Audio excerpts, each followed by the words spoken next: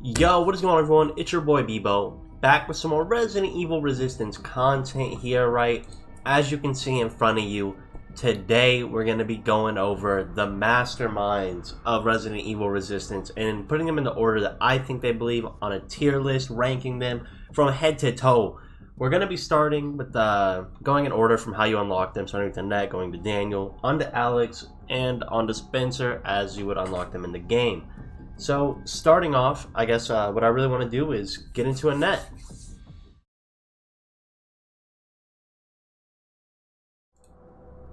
Alright, so starting off with Annette here, the first thing I really want to go over would be her bioweapon, G Birkin.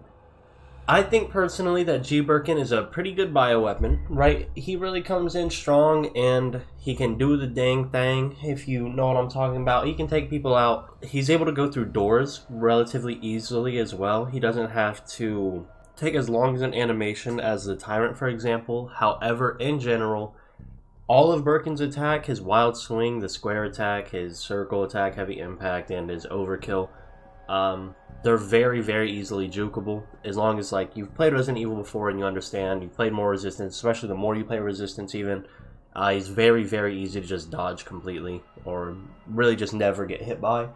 But there are times where, like, when you play Annette's game plan, setting up a ton of creatures and just going in, that Birkin can be very annoying for the opponents to get around, and with any bioweapon, setting it up where they need to go is just gonna waste their time and it's gonna be annoying. But the first skill you have here for G Birkin would be Fury, which in my opinion is so much better than Bloodthirst. Bloodthirst I don't think is horrible by any means, but Fury just, it helps out so much. It's really, really good. I think especially for the overall way of Annette being played, Fury should be the one you're rocking most of the time, if not all of the time. And what Fury does is it reduces your next bioweapon cooldown if you exit early. And this kind of stacks on itself, so if you leave Birkin with 2 seconds left, it's not going to be as much as if you left Birkin while you still have 45 seconds left. But still, a lot of times you will be leaving Birkin, I would say around the 30-second mark, maybe even 40-second mark, and you're just getting him back, snap, snap, snap. He's coming back. And this is so good due to the fact that, like I was mentioning, he's very easy to juke. And so a big thing, and the part of the game plan that I like to use for Annette, is using him to scare them off at locations that they're trying to get to where they need to be. And it really comes in clutch with things like that, and then you can just go back around the corner, leave Birkin, and they're still like, alright, we gotta hide from Birkin, guys, keep on hiding, and you're already setting up again as they got through it the first time, maybe. And that's what I think that comes in clutch for real. And then Bloodthirst, I don't like it as much because, like I said, a lot of the time he's just so easy to juke. And then the meta right now is very rocket launcher, Tyrone and Martin heavy, which is just, it's not good. You're not pulling overkill off very much or very often at all if you're playing against, you know, more higher ranks in the survivors. But the next thing I want to get into is her genetic mutation passive skill. I believe that it greatly enhances the effects of all creature buffs, is better than restoring HP to creatures hit by enhancer rounds, but I think that it's less of a gap between skill, or power, not skill, than these two. Like, I think Fury is a lot better than Bloodthirst, but I don't think that buffs is much better than recovery. It's just that, in general, I do think buffs is better. I will mention, though, that I myself don't really notice a humongous difference between using either one. Obviously, like when it's restoring their HP, it's basically regen rounds for anything that you use, which is really, really good. But for greatly enhancing the effects of all creature buffs, there's a skill we'll get onto later that Annette has when she unlocks an Area 3, really, really good, that I like to think that makes a bigger difference. So I think buffs, you know, all around is really good. And then her Zombie Apocalypse passive skill. Creature efficiency. Alright, lowering the cost of creature cards by 1. This is probably the reason you're playing Annette. Like, this is so good. It's such a good passive ability to have, and then it's so much better than greatly increasing the creature of HP. The creature of HP. Your creature's HP in general. It's so much better than that, in my opinion. There's equipment that can do this for you if that's really what you wanted to do. But lowering the cost of all your creature cards by 1, this is probably the reason that you play Annette over Daniel, or, you know, her Area 2 and 3 things, but we'll get into Daniel. So in the meantime, I really do believe creature efficiency you should always be going with over enhancement. I think it might be funny, though, to do a build where it's just nothing but increasing creature HP. You run that on all your equipment cards, and you also run it here. I think that would be pretty funny to actually check out and see what that would be like, how long it actually takes to kill stuff. But that's for a later video. Ideas. Then getting on to her cards. Never use this.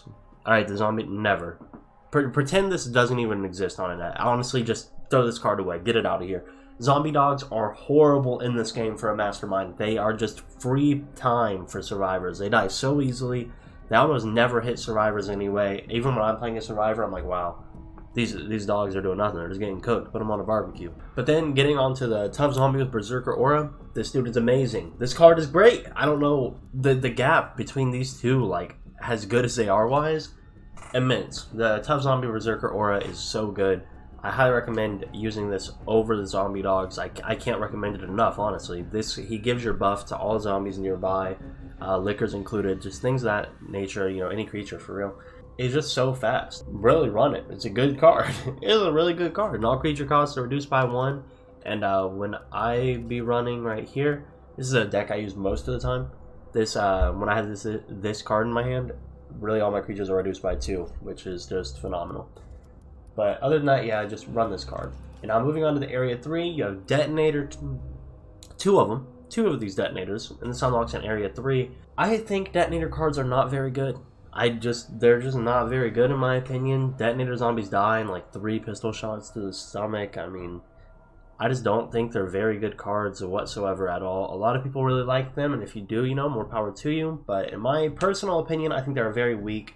Even with the strategies people try to do where they just run into like the armories of Area 2 really early on with them and just like blow up, it does nothing. It almost does literally just nothing.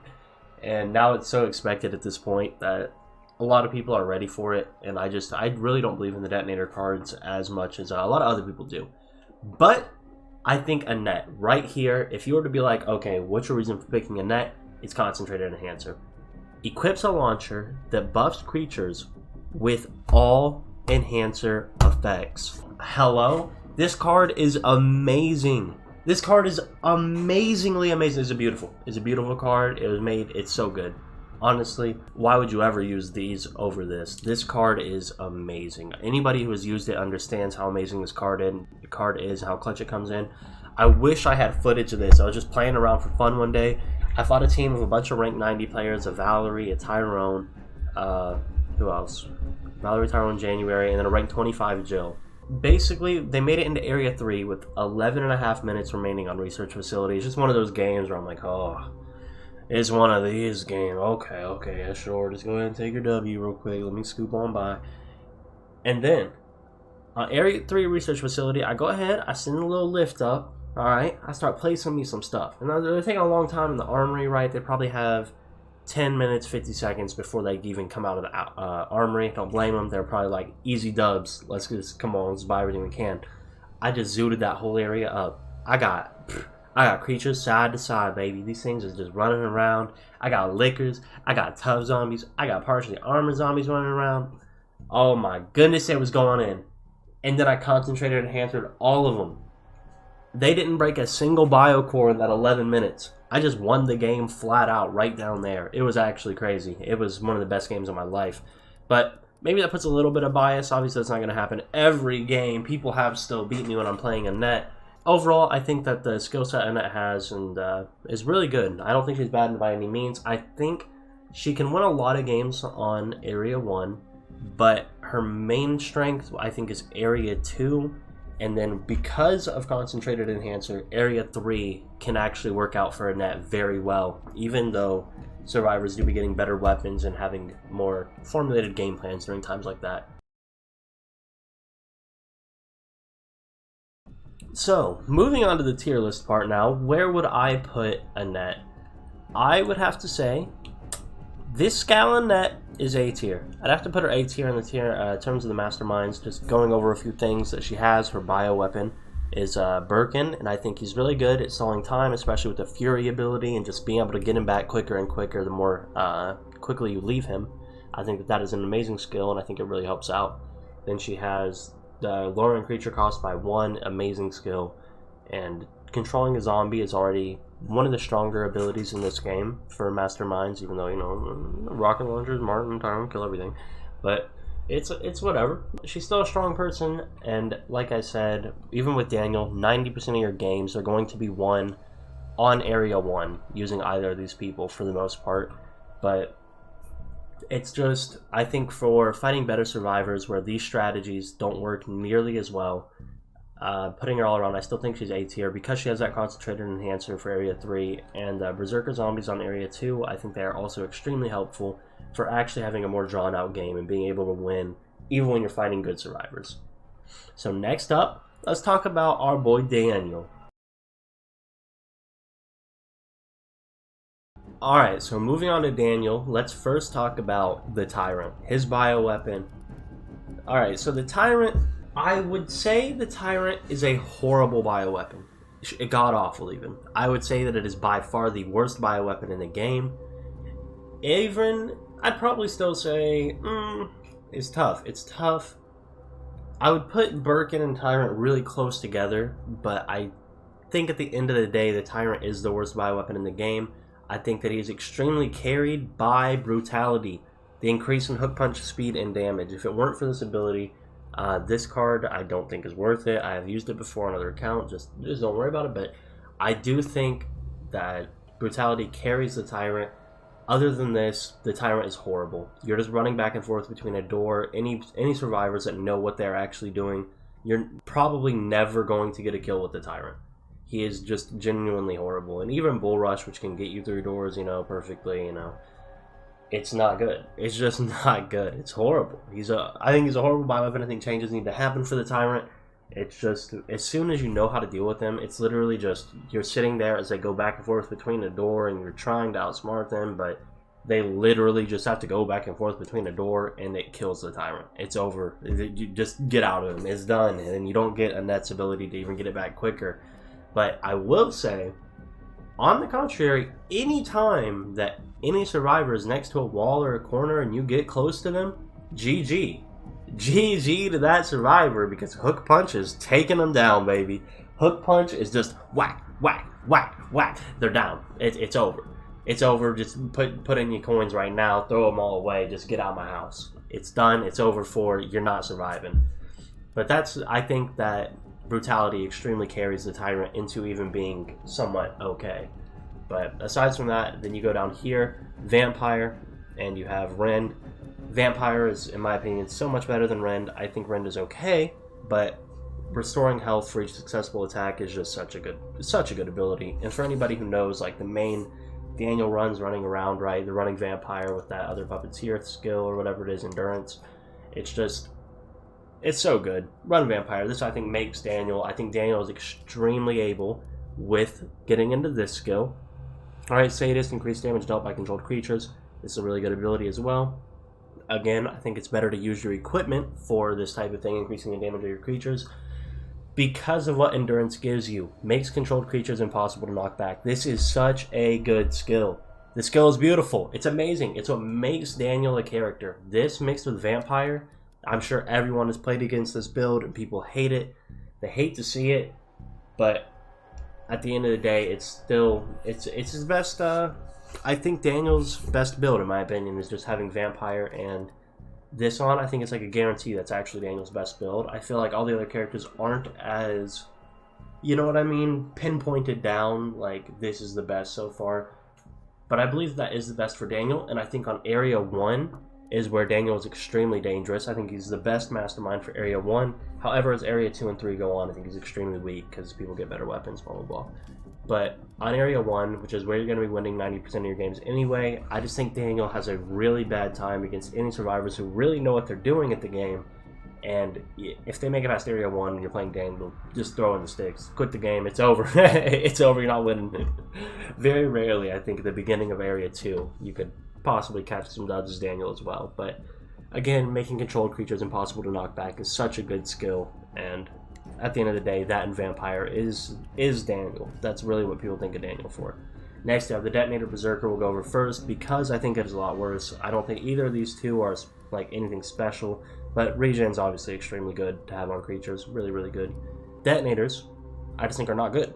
even with Berserker Effect, I don't believe Detonators are very good cards. They're very lacking, and they can hit someone once and then kind of boom. But then they also get shot like one time and boom. So they're not very good. It's almost as bad as dogs. You shoot them and then there they go. Next I have this Armored Zombie. Amazing card. It's so annoying. Anytime you're playing online against a Daniel, you already know it's never fun to go up against a fully armored zombie. It feels unfair at times unless you've got a real team together, you got some strats going on. But other than that, I mean, the Armored Zombie, it's a good card. I think it's a really good card.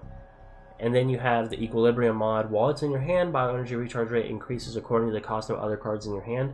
I personally don't want to talk on this too much because I have never used it. I can't imagine that it's that good. I don't know for real what the actual percentage rate is that your bioenergy recharge rate is increased, and it's according to the cards that's in your hand. So I don't know, maybe the more cards cost, the quicker bioenergy recharges.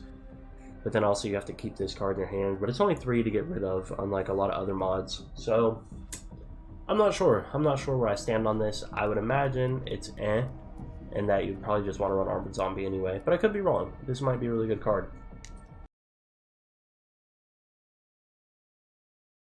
Alright, so coming back to go over everything I said about Daniel, I want to talk about the bioweapon, his Tyrant. I think that the Tyrant is extremely carried by a Hook Punch. I think without Brutality, the Tyrant is by far the worst bioweapon in the game. Even with it, I still think he's the worst bioweapon in the game, but not much worse than Birkin is, in my opinion. His all of Daniel's skills, they really lead towards a more win on Area 1 game with using the ability for creatures to not be knocked back, and he usually wins on Area 1. I think the same thing about him and Annette. I think Daniel, 90% of your games for real are going to be won on Area 1. If not, you're losing. I think that's just how Daniel plays. You fight a good team, Daniel loses. Just X him out, forget you're even playing the game. Whereas Annette, I think she actually stands a chance moving on to Area 2 and 3 onwards. I think Daniel is just completely done for after the Area 1. Unless, they got away from Area 1 with 20 seconds remaining, and you're just going to finish them off on Area 2 real quick. I think that's really Daniel's biggest weakness, is once a team is fully oriented, same with Annette, and both of their goals of getting a bunch of creatures on the board is very lackluster when you're fighting a team that knows what they're doing, and they know the skills of their survivors, and they have played the game, right? So I would have to say Daniel is B tier. I would put him below Annette just due to the fact that they kind of do the same thing. Daniel, I think, has a better Area 1, but he just loses after Area 1. The survivors get better weapons, and it almost doesn't even matter. That's just my opinion from how I've played. Me playing Daniel's online, I mean, I just don't think personally he's very good, besides the fact that 90% of the games you're going to play that you win are going to be in Area 1, which makes him feel a lot better than I believe he really is, just due to the fact that this game really needs a ranking system, because with the ranking system you could know better builds to run and different strategies to try, when right now I feel like there's no real point when you're probably going to get matched up with someone lower ranked than you or things of that nature, and you're just going to run through a bunch of people and you'll lose a game here and there because you fought survivors who just steamrolled you and knew what they were doing. But other than that, let's go ahead and move on into Alex. Alright, so moving on to Alex. Alex is my personal favorite mastermind in this game. I love her. The Queen of Poison. Heart. I'm making a little heart with my hands right now. Yeah, I'll show you. But for the most part, I think Alex, I don't want to be too biased when it comes to her, but compared to Annette and Daniel, I think Alex and Spencer have a different way of playing the game than them. I think they are very creature orientated and want to get a bunch of stuff up in your face, in the survivor's face I should say, and just kind of steamroll them over, where Alex and Spencer I think play a more over course of time type of way of playing the game, right? I think they have a different way of playing. But let's go ahead and get into her bioweapon, Yativo. Yativo gets a lot of hate for not being able to move. It's kind of like a turret, but I think is completely underestimated with the fact that Slime Shot kind of sticks them where they are, and your L1 or your left bumper, depending on what you're playing on, or I'm not sure, PC and all that stuff. That move, Constricting Vine, goes so far. Anywhere on the map that you can really see your opponent, you can hit them with Constricting Vine. It goes so far. It's actually insane. It does really good damage, 300 to 400-ish range. And overall, Yativo is extremely strong, has the ability to just place it wherever you want, and then you can actually leave it, unlike any other bioweapon, and continue placing things while Yativo stays there. It's hard to not be too biased because I have only beat Alex online twice, and I've also only lost one game with her so far. So it's hard to say, you know, that bias might come off. Maybe you guys have had a different win-loss ratio, but I think she's extremely hard to beat when she's playing, when someone's playing her correctly. She racks up poison damage. Every time you cough, you lose 5 seconds. Yativo can easily, one good Yativo call can easily cause 3 to 5 minutes off of the opponent's time limit just due to the fact they're coughing so much and they're like, I gotta wait out Yativo. Now, really good teams have good strategies for this, and they run up, you know, the torch, I've heard, does a lot of damage and stuns Yativo quickly. But again, Slime Shot kind of puts a stop to survivors trying to do too much, and it really comes in clutch. But Verdant increases Yativo's health, and Slime is hard to escape from. I believe that this is better than you can trigger self-destruct without needing to devour survivors first, and it increases self-destruct damage. This skill I have yet to use though, so I can't put my opinion on it too heavily, but I do believe in the end this will be better. But self-destruct I can see being very good. You know, again, especially against survivors that really know what they're doing and they all just rush in Yativo anyway, because Yativo can't eat us all, just get it. And you just boom, and you down them, right? I can see that being a very good skill, and I will do more testing with that, but for the most part, I really do think that the slime being hard to escape from and Yativo's health increase is extremely powerful. And it allows Yativo to just kind of set up and do whatever you want. Then you can start setting more traps down. It all comes in clutch. And then you have these passive skills, Epidemic and Amplify. Amplify will greatly increase infection rate. Very good skill. Don't underestimate this skill. Infection rate is very important. When they're rank 3, they're coughing so commonly, just 5 seconds, 5 seconds, 5 seconds, 5 seconds, 5 seconds, 5 seconds, 5 seconds, 5 seconds. Free time, baby. It's free real estate. But other than that, Epidemic increases the infectious gas duration, and creatures within that also become infected. This is a very good skill as well. It's hard to say. I think it depends. It's hard to say because I think Alex and Spencer can both have very different builds, but at the same time, I think overall, I don't know. I'd have to say this is really, these skills are up to you. Up to the kind of build you want to run with Alex and what you want to play with. I don't think one is inherently so much better than the other, like a lot of other Mastermind skills. Personally, I run Epidemic though. Personally, I run Epidemic. And that's really all about that. And then Residence or Evil. You have Trap Efficiency and you have Mechanic. Trap Efficiency is kind of like in that skill, but this will lower the cost of trap cards. And Mechanic will increase your trap durability and the time it takes to disarm them, and it reduces the time required to trigger them. It's a very good skill as well, and blowing that up is, you know, being able to quickly blow up things, just sending them survivors flying is very good. No hate on that ability whatsoever. And then getting onto her area 2, she has Virus Mine and she has Landmines. I personally believe Virus Mine is better for the overall game plan of Alex, and if you're going with a more poison-oriented build at least. This is so good. Poisoning people just drains their time so quickly without them noticing it.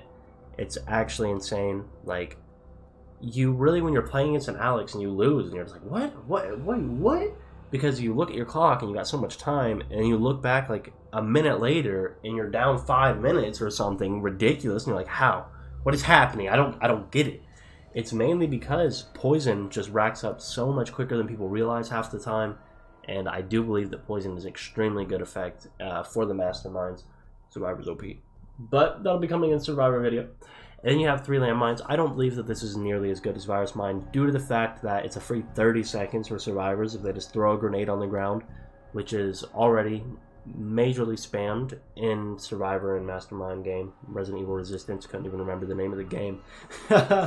But that's the only reason I would recommend not running these over Virus Mine anyway. A good thing about Landmine is even if, who is the dude? What's the dude's name? Martin.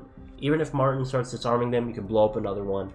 And that really comes in clutch, you know, and just kind of get them off of them. But then they're all gone anyway. But he just didn't get to disarm them, which you can usually do with any other traps because you're placing them close together anyway. And then for her Area 3 cards, she has, we'll start about the Efficiency mod Infection first. While this card is in your hand, it reduces the cost of infection-related cards by 1. Very, very good card. You can get your Virus Mines out quicker. As I use it more and more, I do think the Camouflage Jester would be better. It's kind of invisible-ish, right? You know, video games like level invisible. And then you guys know what the Jester does at this point, I'd imagine. He goes, and then all the survivors are like, whoa! And you kind of just get away with a lot of stuff, you know, it's just a mad annoying card to have to go up against. And I can see this being used for a lot of setup potential for Alex, personally. And I think it's really good. But let's go ahead and hop back into this tier list and see where I have to put Alex. Alright, so moving back onto this tier list, we have the Queen of Poison here. Alex, baby girl, what you doing today? Where are you going? So, to kind of recap over Alex again, I want to talk about her bioweapon, Yativo. Yativo is an extremely powerful turret-like bioweapon that has the ability to kind of just stunt the game in its tracks, and then they are going to constantly rack up poison damage, and the survivors are going to lose a ton of time just due to the fact Yativo's in their way, and they kind of just have to wait it out. I mean, there's different... It depends, honestly, when you get better with your positioning of Yativo, how you can do it. For the most part, it kind of stunts the game progress, and then most of the time, the survivors are going to be poisoned anyway, losing more and more time. And Yativo is probably, every time you call it, I would say usually it's going to drain about 3 minutes of time total, just due to the other factors of zombies and things of that nature, taking away time. I think Alex falls flat against heavy grenade builds, right? And just everything of that nature due to traps, but at the same time, that doesn't have to be all Alex is, and I believe her and Spencer, we'll get into here soon, can play the game much differently than these two, who have a very straightforward kind of look at the game. But for the most part, Alex, she just plays a much slower oriented game, which allows for more time loss. Even against when you're fighting really good survivors, she can be extremely dangerous, and I just think that it requires a little bit more thought using Alex and Spencer for that matter, but compared to these two who have a much more straightforward game plan for the most part, and with a lot of like, if you have like the mind of like, you play Mortal Kombat for example, or you play let me think of something else, you know, just any other fighting game, and you think of like a setup character and you have to really think about that. I think that these two, that's where they shine, whereas the game's meta develops, I think that these two will be very much more used, and builds will be found out to actually show how great that they can be. And I think Poison is just such a good ability, and so I'd have to say that Alex is S tier due to the fact that she can play the game differently and actually make use of a lot of different parts of the game at this current moment in time, especially against such a heavy like rocket launcher, Tyrone Martin meta, where those completely kill just swarms of zombies. It's like you didn't even do anything, right? And so I'm gonna have to say Alex is S tier, definitely. I don't want to be too biased here, but she's kind of just really, really solid, especially when you start getting used to her. I mean, she's very good. Anyways, let's go ahead and move on to Mr. Oswell himself.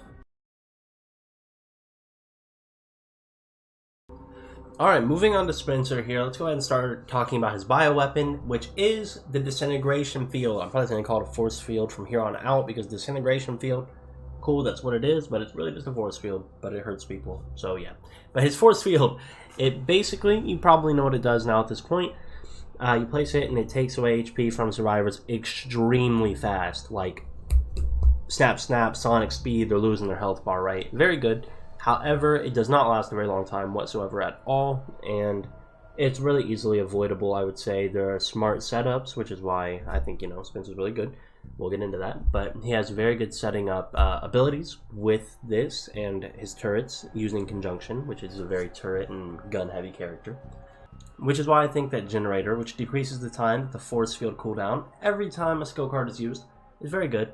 But I think you're gonna want to use Clone. You want to get Spencer leveled up, so you unlock Clone, which spawns 2 force fields, also extends their duration by double. This is really, really good. The only thing you have to look out for is when you are placing these force fields down, that you do not place it so the survivor's in the middle of both of them and you do literally nothing to the survivor. You have to look out for that and be careful as to the fact that it can happen, and you just want to make sure you're not rushing it too much, and just think about the side of a survivor, right? When you're playing a survivor, you're not like ducking and weaving, right? Think about that when you're playing a mastermind such as Alex and Spencer for the main part. And this is really good. Clone is an amazing card. You're completely destroying the opponent with the force fields. They take so much health so quickly, as we've already gone over. They're very good, actually very good. And then getting on to the umbrella tech, you have defense system and deadbolt. Defense system. All right, let's talk about defense system. This making decoy puzzle pieces, right? They're fake puzzle pieces. And then in Area 2, security device time goes up. That's really good. And Biocore HP, that is increased in Area 3. First, I have to go over, I want to be talking about this tier list from a point of facing really good survivors, right?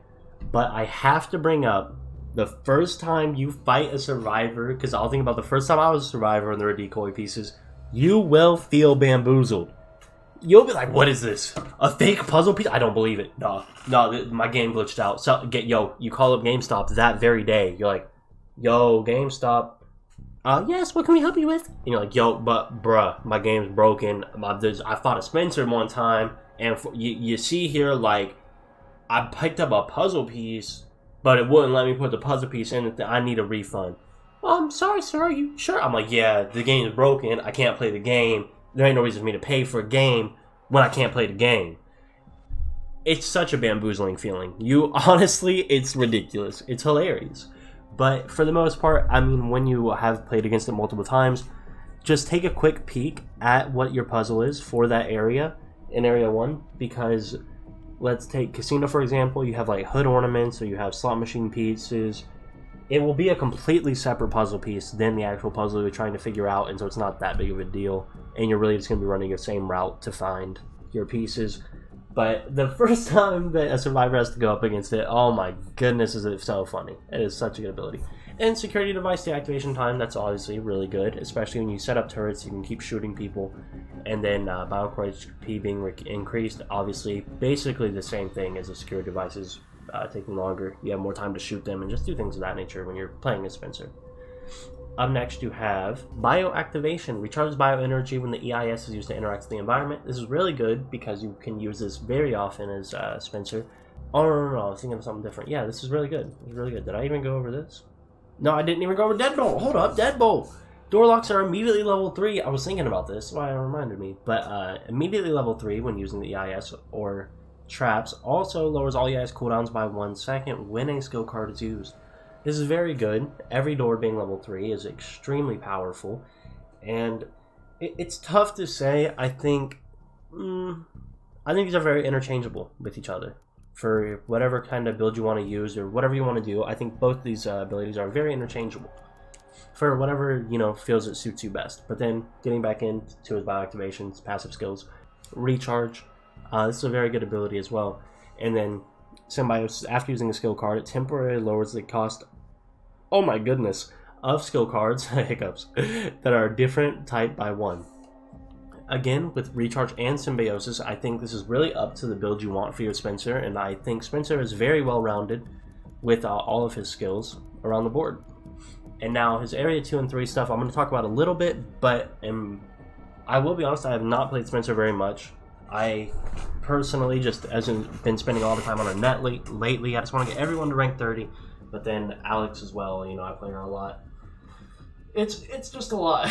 I will be moving to Spencer though, trust me. But I've played more than enough Survivor. I've played more than enough Spencers. I promise you to actually understand this. His Advanced OS mod, while in hand, EIS cooldown is greatly decreased while you have 6 or more units of bioenergy.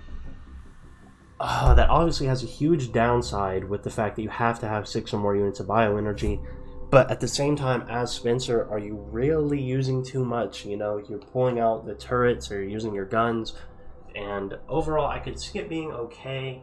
Maybe some equipment would have to be used or worked around to actually make it as good as it could be, but I think with a build that you're using, or you could find some way to really capitalize off this card. And then immediately converts all mod cards into bioenergy. That is mod recycler. It's a card. I think this has a ton of potential with this. We'll get into that. But in general, I think this has a lot of potential for Spencer and running more builds devoted towards it. Maybe allowing for cards that require 6 or more bioenergy to actually have more effect. But, you could really just use that and then burn a couple cards and get back into any, this requires bioenergy. But moving on to his Area 3, you have Hypercharge. This moderately lowers the cost of skills used through this camera for a short period. Hence, through this camera. Whatever camera you use this on is the camera that things will be cheaper. And so it's kind of tough to say that it's extremely good, whereas it's obviously a good card. There's not really a bad side to it. It's just that if you're drawing a lot of turrets or however you have your Spencer set up, it's not that great because it's kind of, you don't want to put a turret down immediately as soon as you use this card through that camera, because you kind of just wasted hypercharge.